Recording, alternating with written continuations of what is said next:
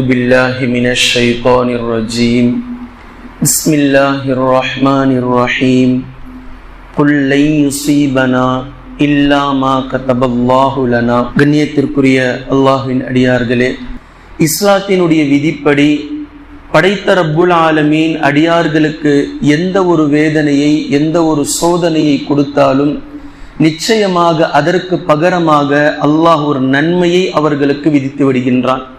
இது எந்த ரூபத்தில் எந்த விதத்தில் இருந்தாலும் சரி. என்றாலும் நபி ஸல்லல்லாஹு அலைஹி வஸல்லம் அவர்கள் கற்றுத்தருகிறார்கள், அல்லாஹும் இதைத்தான் நாடுகின்றான், அடியார்கள் அதையும் என்னிடத்தில் கேட்க வேண்டும். அதாவது ஒரு சோதனை வந்து விட்டது, ஒரு கஷ்டப்படுகிறார் ஒரு அடியார், நிச்சயமாக அல்லாஹு தாலா இதற்கு பகரமாக ஒரு நன்மையை அவருக்காக எழுதுகின்றான். ஆனால் அந்த நன்மையை கூட அல்லாஹ்விடத்தில் அந்த அடியார் கேட்டு பெறக்கூடிய நேரத்தில் அதை அல்லாஹு தாலா அளவுக்கு அதிகமாக சந்தோஷம் அடைகின்றான். அதற்கான நன்மையே மிகப்பெரிய அளவிலாக இருக்கும் என்பதில் எந்த மாற்று கருத்தும் இல்லை. அல்லாஹு தாலா குர்ஆனில் கூறக்கூடிய நேரத்தில், நபியே நீங்கள் சொல்லுங்கள், லை யுஸீபனா இல்லா மா கதபல்லாஹு லனா, அல்லாஹ் எங்களுக்கு விதித்ததை தவிர வேறு எதுவுமே எங்களை வந்து தொடாது என்று நீங்கள் அந்த மக்களிடத்தில் நீங்கள் சொல்லுங்கள் என்று குர்ஆனில் அல்லாஹு தாலா பேசியிருப்பதை நாம் பார்க்கிறோம். எப்போது ஒரு சோதனையை அல்லாஹு தாலா ஒரு அடியாரின் மீது விதிக்கின்றானோ அவருக்காக நன்மை கொடுப்பதற்காகவும் அல்லாஹு தாலா நாடுகின்றான் என்பது ஒரு பொருள். இப்போ நபி ஸல்லல்லாஹு அலைஹி வஸல்லம் அவர்கள் இந்த இடத்தில் சொல்லித்தராங்க. இரண்டு விஷயத்தை அரை வரியில் சொல்லித் தருகிறார்கள். எந்த சோதனை எங்களுக்கு ஏற்பட்டதோ இந்த சோதனைக்கான நன்மையை எங்களுக்கு நீ வழங்கிவிடு. மேலும் எது எங்களுக்கு கிடைக்க இருந்து அது கிடைக்காமல் போகின்றதோ அதற்கான சிறந்த பகரத்தை நீ எங்களுக்கு வழங்கிவிடு. ஏற்பட்ட சோதனைக்கு நன்மையும் நீ கொடுத்துரு, எது எங்களுக்கு கிடைக்க வேண்டும் என்று இருந்து அது கிடைக்காமல் போயிற்றோ அதற்கான சிறந்த பகரத்தையும் நீ எங்களுக்கு வழங்கிவிடு என்று இரண்டு ஆழமான விஷயத்தை அரை வரியில் அல்லாஹ்வின் தூதர் ஸல்லல்லாஹு அலைஹி வஸல்லம் அவர்கள் கேட்டிருப்பதை நாம் பார்க்கிறோம். இதை ஒட்டுமொத்த சஹாபாக்களுக்கும் நபி ஸல்லல்லாஹு அலைஹி வஸல்லம் அவர்கள் கற்றுத்தந்தார்கள். கவலையான நேரங்களிலும் கைசேதமான நேரங்களிலும் கஷ்டப்படக்கூடிய சோதனையான நேரங்களிலும் இந்த துஆவை அல்லாஹ்வின் தூதர் ஸல்லல்லாஹு அலைஹி வஸல்லம் அவர்கள் சஹாபாக்களுக்கு கற்றுத்தந்ததை நாம் பார்க்கிறோம். அல்லாஹும்ம யா அல்லாஹ் உஜுர்னி, எனக்கு நீ கூலியை கொடுத்து விடுவாயாக, ஃபீ முசீபதி, எனக்கு ஏற்பட்டிருக்கக்கூடிய இந்த சோதனைக்காக எனக்கு ஒரு கூலியை நீ கொடுத்து விடுவாயாக. நான் சோதனையை அனுபவிக்கிறேன், நான் ஒரு கஷ்டத்தை அனுபவிக்கிறேன், இந்த கஷ்டத்தை இந்த சோதனையை நான் விரும்பல, நான் கஷ்டப்படுறேன், இதற்காக நீ உன்னிடத்தில் எனக்கு ஒரு கூலியை கொடுத்து விடுவாயாக. இது ஒரு சொற்றொடர். ரெண்டாவது பாருங்க, வ அக்லிஃப்லி கைரம் மின்ஹா, இப்ப எனக்கு ஏற்பட்டிருக்க சோதனை இதை நான் விரும்பல உன்கிட்ட, இப்போ இதற்கு ஒரு நல்ல பகரத்தை நான் என்ன நினைக்கிறேனோ அது உன்கிட்ட நான் கேட்கிறேன், அதை எனக்கு சிறந்த பகரமாக நீ எனக்கு திருப்பி கொடுத்து விடுவாயாக. வ அக்லிஃப்லி கைரம் மின்ஹா, எந்த சோதனை எனக்கு வந்திருக்கிறதோ இதற்கு நேர் மாற்றமாக ஒரு பகரத்தை நீ எனக்கு வழங்கி விடுவாயாக என்று நபி ஸல்லல்லாஹு அலைஹி வஸல்லம் அவர்கள் அல்லாஹ்விடத்தில் துஆ கேட்டிருப்பதை நாம் பார்க்கிறோம். அல்லாஹ்வின் தூதர் ஸல்லல்லாஹு அலைஹி வஸல்லம் அவர்கள் எல்லோருக்கும் பொதுவாக சொன்னார்கள், உங்களில் யாரும் மரணத்தை விரும்ப வேண்டாம்.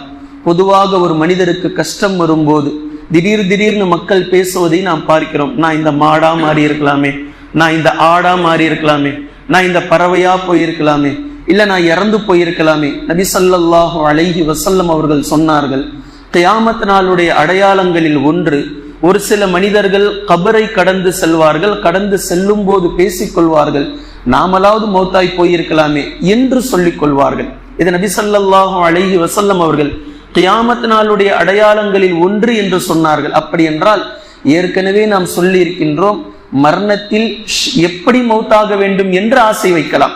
நாம எப்படி மௌத்தாகணும், அல்லாஹ் கிட்ட உயர்ந்த அந்தஸ்தை பெறுவதற்காக ஷஹீதை நாம் நாடலாம், அல்லது வேறு நன்மையான காரியங்களை சொல்லி நாடலாம். ஆனா உலகத்தில் ஏற்படக்கூடிய சோதனையாலும் கஷ்டத்தாலும் வாழ பிடிக்காம நான் இப்போ மௌத்தாயிடுறேன் என்று அல்லாஹ்விடத்தில் நினைக்க கூடாது என்று நபி ஸல்லல்லாஹு அலைஹி வஸல்லம் அவர்கள் சொல்லிவிட்டு, ஒருவருக்கு சோதனை அதிகமாகிறது, கஷ்டங்கள் அதிகமாகிறது. அப்படி இருக்கும் பட்சத்தில் அவர் எப்படி அல்லாஹ்விடத்தில் துஆ கேட்க வேண்டும் என்றும் நபி ஸல்லல்லாஹு அலைஹி வஸல்லம் அவர்கள் சொல்லி தராங்க. அல்லாஹும்ம யா அல்லாஹ் அஹ்யினி மா கானத்தில் ஹயாத்து கைரல்லி, நான் வாழ்வது எனக்கு சிறந்ததாக இருக்கும் எனில் என்னை நீ வாழ வைப்பாயாக. அல்லாஹும்ம யா அல்லாஹ் அஹ்யினி, என்னை நீ வாழ வைப்பாயாக. மா கானத்தில் ஹயாத்து கைரல்லி, நான் வாழ்வது எனக்கு சிறந்ததாக இருக்கும் எனில் நீ என்னை வாழ வைப்பாயாக.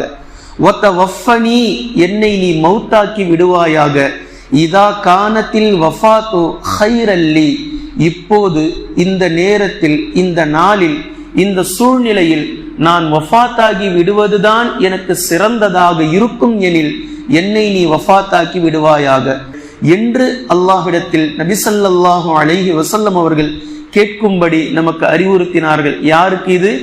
யார் சோதனையை தாங்க முடியாமல் கஷ்டப்படுகிறார், வருத்தப்படுகிறார், அவரால் சோதனையை சகித்து கொள்ளக்கூடிய அளவிற்கு பொறுமை இல்லை, இதையும் நபி ஸல்லல்லாஹு அலைஹி வஸல்லம் அவர்கள் அல்லாஹ்விடத்திலே நீங்கள் முறையிடுங்கள் என்றுதான் இந்த துஆவை கற்றுத் தந்திருக்கிறார்கள். அல்லாஹ்வின் தூதர் ஸல்லல்லாஹு அலைஹி வஸல்லம் அவர்கள் முஆத் இப்னு ஜபல் ரலியல்லாஹு அன்ஹு அவர்களை யமன் தேசத்திற்கு ஆளுநராக அனுப்பக்கூடிய நேரத்தில் நபி ஸல்லல்லாஹு அலைஹி வஸல்லம் அவர்கள் சில உபதேசங்களை முஆத் இப்னு ஜபல் ரலியல்லாஹு அன்ஹு அவர்களுக்கு செய்கிறார்கள். முஆத் இப்னு ஜபல் ரலியல்லாஹு அன்ஹு அவர்களை குதிரையின் மீது ஏறி அமர வைத்துவிட்டு நபி ஸல்லல்லாஹு அலைஹி வஸல்லம் அவர்கள் குதிரையினுடைய மூக்கணாங்கயிறை கடிவாளத்தை பிடித்து கொண்டு மஸ்ஜிது நபவியில் இருந்து அந்த தெருவினுடைய முக்குட்டு வரைக்கும் நடந்தே செல்கிறார்கள்.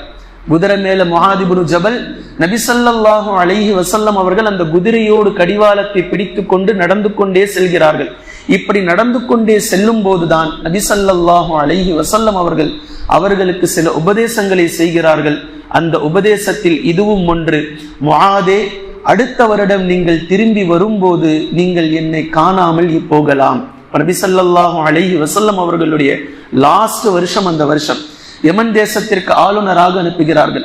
இந்த வார்த்தையை கேட்டதும் முஆத் இப்னு ஜபல் ரலியல்லாஹு அன்ஹு அவர்கள் தாரை தாரையாக கண்ணீர் வடித்து அழுகிறார்கள். அப்படி என்றால் முஆத் இப்னு ஜபல் ரலியல்லாஹு அன்ஹு அவர்களுக்கு நபி ஸல்லல்லாஹு அலைஹி வஸல்லம் அவர்கள் செய்யக்கூடிய கடைசி உபதேசம் அந்த உபதேசம் தான்.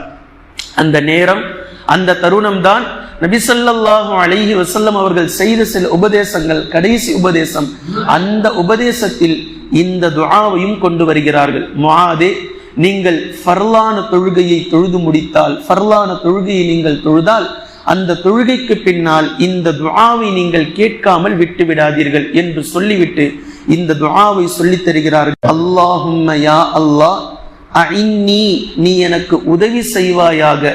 அலா ஸிக்ரிக, உன்னை நான் எக்காலமும் எப்போதும் நினைத்து கொண்டே இருப்பதற்கும். ஸிக்ரி என்ற ஒற்றை வார்த்தையின் மூலம் ஒட்டுமொத்த அமல்களையும் நபி ஸல்லல்லாஹு அலைஹி வஸல்லம் அவர்கள் நாடிவிட்டார்கள். சுப்ஹானல்லாஹ் என்று சொல்வதும் ஸிக்ரு தான், குர்ஆனை ஓதுவதும் ஸிக்ரு தான், தொழுவதும் ஸிக்ரு தான், சுஜூது செய்வதும் ஸிக்ரு தான். அல்லாஹ்வை நினைவு கூறக்கூடிய விதத்தில் எதையெல்லாம் நீங்கள் செய்வீர்களோ அவை அனைத்துமே ஸிக்ரு தான். நான் எந்நேரமும் உனக்கு கீழ்ப்படியக்கூடிய அடியானாக இருப்பது என்பதை ஒட்டுருக்கமான ஸிக்ரு என்ற இந்த வார்த்தையை கொண்டு நபி ஸல்லல்லாஹு அலைஹி வஸல்லம் அவர்கள் உன்னை நான் ஸிக்ரு செய்வதற்கு, உன்னை நான் நினைப்பதற்கு நீ எனக்கு உதவி செய்வாயாக. வஷுக்ரிக, இது ரொம்ப முக்கியமானது.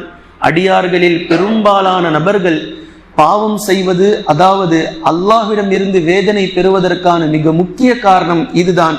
இதை அல்லாஹு தஆலா குர்ஆனில் குறிப்பிடுகின்றான். நீங்கள் என்னை நம்பிக்கை கொண்டு எனக்கு நீங்கள் நன்றி செலுத்தி கொண்டிருந்தால் நான் ஏன் உங்களை தண்டிக்க போகின்றேன் என்று அல்லாஹ்வே நேரடியாக பேசுறான். அப்படி என்றால் அடியார்கள் சந்திக்கக்கூடிய ஒவ்வொரு தண்டனைக்கு பின்னால் இருக்கக்கூடிய காரணமும் அல்லாஹ்விடம் இருந்து பெற்ற நிஅமத்துகளுக்கு அடியார்கள் நன்றி செலுத்த மறந்ததுதான். இப்போ இதை நபி ஸல்லல்லாஹு அலைஹி வஸல்லம் அவர்கள் துஆல சொல்லி கொடுக்கறாங்க. வஷுக்ரிக, நான் உனக்கு நன்றி செலுத்தக்கூடிய அடியானாக இருப்பதற்கும் நீ எனக்கு உதவி செய்வாயாக. அதுக்கும் நீ தான் எனக்கு நீ உதவி செய்யணும். ஸிக்ரிக, உன்னை நான் திக்ரு செய்வதற்கும், வஷுக்ரிக, உன்னை நான் நன்றி செலுத்துவதற்கும் நீ எனக்கு உதவி செய்வாயாக. வஹுஸ்னி இபாததிக, எனது அமல்களில் அழகானதை, சரியானதை, எனது அமல்கள் சீராக இருப்பதற்கும் சீரானதை நான் செய்வதற்கும் நீ எனக்கு உதவி செய்வாயாக என்று இந்த 3 விஷயத்தையும் வைத்து நபி ஸல்லல்லாஹு அலைஹி வஸல்லம் அவர்கள் இந்த துஆவை சொல்லி தந்திருக்கிறார்கள். இந்த துஆவை மனனம் செய்து இன்ஷா அல்லாஹ் அத்தஹியாத்தை முடிந்ததற்கு பின்னால் ஒவ்வொரு அத்தஹியாத்திலும் இந்த துஆவை நாம் கேட்க வேண்டும். தொழுகை முடிந்ததற்கு பின்பும் கண்டிப்பாக நாம் கேட்டுக்கொண்டே இருக்கலாம். குர்ஆனையும் ஹதீஸையும் தெளிவாக விளங்கக்கூடிய நன்மக்களாகவும் அதை நடைமுறைப்படுத்தக்கூடிய மக்களாகவும் அல்லாஹ் நம்மை ஆக்குவானாக. சுப்ஹானக்கல்லாஹும்ம பிஹம்திக அஷ்ஹது அல்லா இலாஹ இல்லா அன்த அஸ்தக்ஃபிருக வ அத்தூபு